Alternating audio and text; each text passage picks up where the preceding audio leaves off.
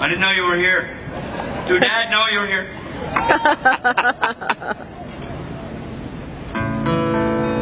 I got truly blessed in September of 1976. It's 34 years ago now this September. I really, truly blessed. I was in the front passenger seat of a Volkswagen bus driving from Edmonton to Calgary. Wrote this song in 10 minutes. It's been a great friend to me ever since, and I'd like it if you all help me out. This is called Who's the Father of That Child Who Looks So Much Like Me?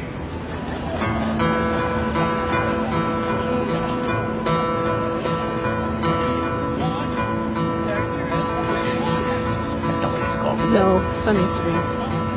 Sonny lives on a farm, on a wide open space. You could kick off your sneakers and give up the race. You could lay down your head by a sweet riverbed, but Sonny always remembers what it was his mama said.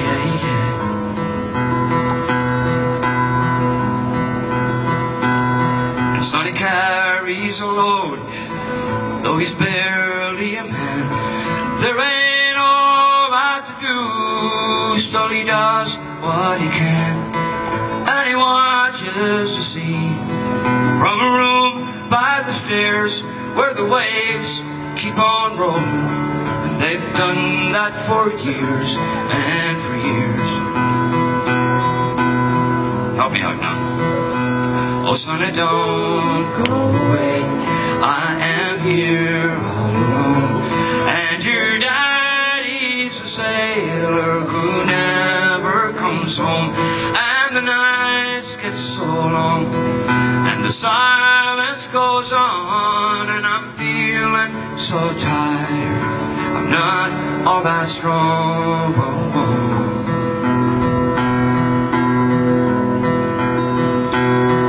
It's 100 miles to town.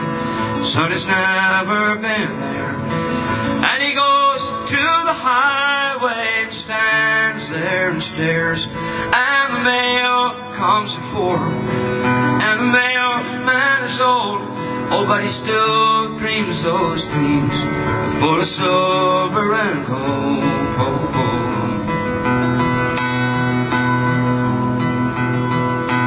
Oh, Sonny, don't go away. I am here. Oh, let me hear you, come on. And you're...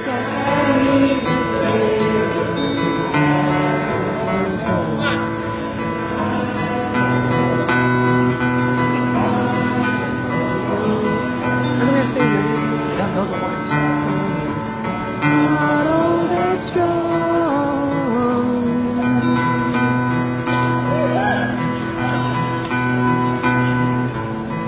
That was brutal.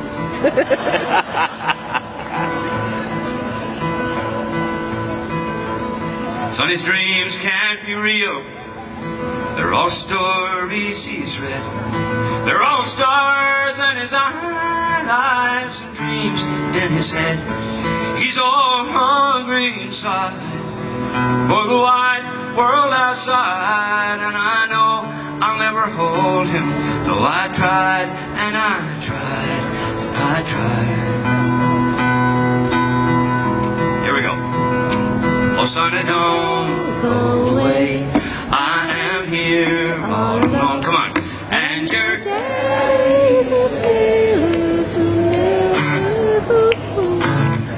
There's this world, the silence goes on.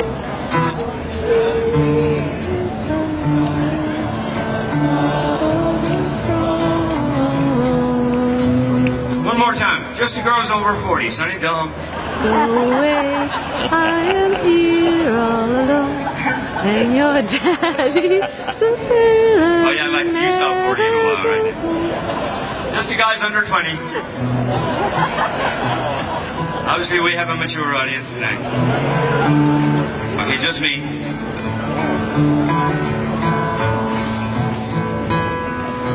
I had a really good friend. His name was Hynes. He died on January 1st, 1998. He used to come to St. John's and play at the Rob Roy. He was sitting around one night after the gig, well in his black and cokes, and, as we say in that part of the world, and somebody sang this song. Black and Coke.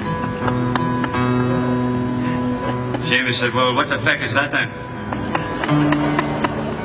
He was using an expression popular with Irish women.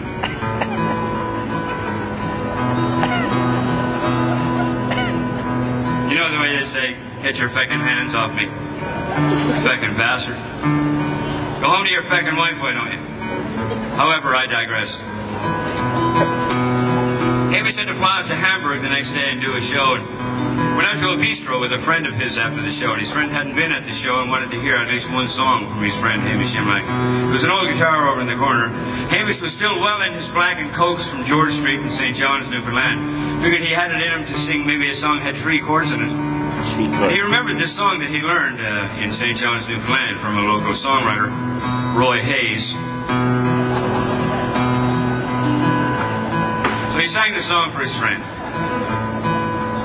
The lady who owned the bistro came out and gave him his meal for free. Wanted to know where she could buy a copy of that song, and a hooker at the bar bought him a drink.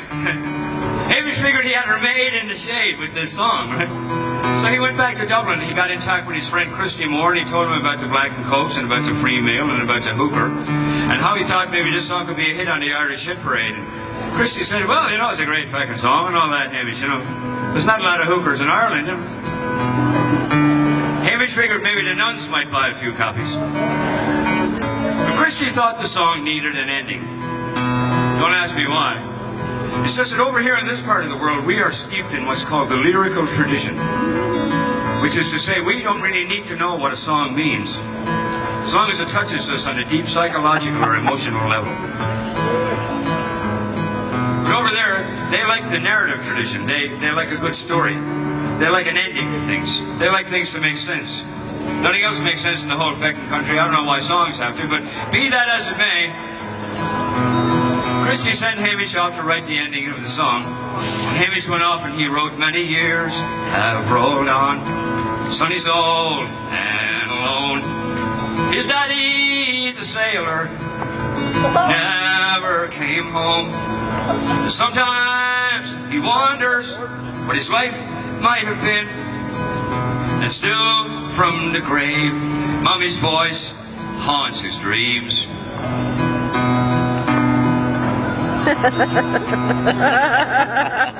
And he recorded it for Warner Brothers and he sent me a cassette.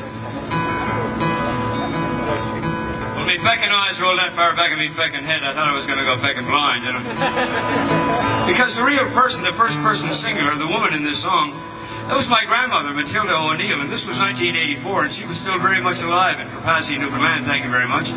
Meanwhile, Hamish after killing her off in another culture 3,000 miles across the feckin' Atlantic. You know, and I was always afraid that she would hear this version of the song, you know. And she would think, well, you know, that will be my fate, that's my final reward. I will shed this mortal coil someday, and I'll go on to my great reward, and he'll be alone in the house, and I'll be haunting him from the grave, singing, Sonny, don't go away. So as you can understand, I was a little bit upset. Not to mention psychologically and emotionally damaged. So I dashed off a fax to the president of Warner Brothers right away. And I said, look boy, you know, back off, all right? Or something like that, I forget how I worded it. I got a fax back within 2 minutes and said, oh, back off yourself, Rod. You know what I mean?